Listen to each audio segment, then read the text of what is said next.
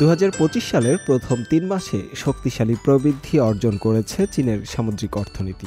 সরকারি তথ্য অনুযায়ী এই সময় দেশটির মোট সামুদ্রিক পণ্য বছরে 5.7% প্রবৃদ্ধি অর্জন করেছে, যা এই খাতে দৃঢ় অগ্রযাত্রাকে সুস্পষ্টভাবে তুলে ধরে।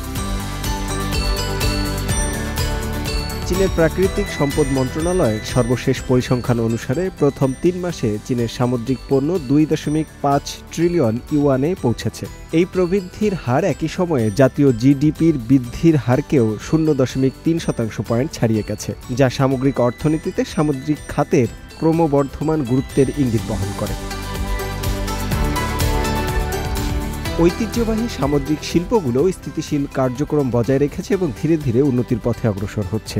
জাহাজ নির্মাণ শিল্পের 3টি প্রধান সূচক নতুন অর্ডার, সম্পন্ন করা অর্ডার এবং অপরিশোধিত কাজের পরিমাণ একটি গ্রহণযোগ্য সীমার মধ্যেই রয়েছে। প্রাকৃতিক সম্পদ মন্ত্রণালয়ের তথ্য আরও জানায়, চীন বিশ্বব্যাপী জাহাজ নির্মাণ বাজারে নিজেদের শীর্ষস্থান ধরে রেখেছে।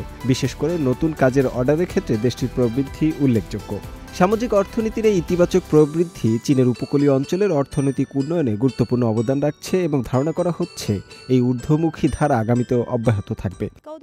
উচ্চ প্রান্তের বুদ্ধিদীপ্ত এবং পরিবেশ বান্ধব সামুদ্রিক পণ্যের শক্তিশালী রপ্তানি কর্মক্ষমতা একটি জটিল আন্তর্জাতিক পরিস্থিতির মুখে চীনের প্রতিযোগিতার সক্ষমতা এবং স্থিতিশীলতা প্রতিফলিত করে।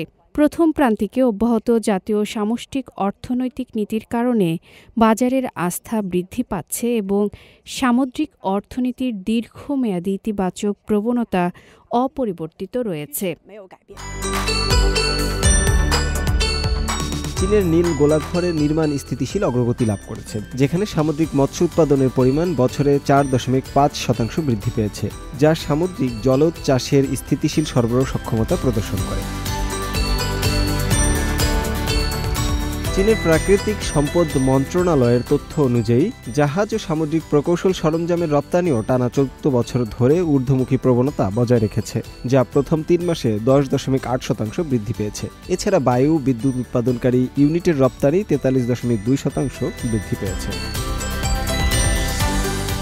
শুভ আনোয়ার, CMG বাংলা।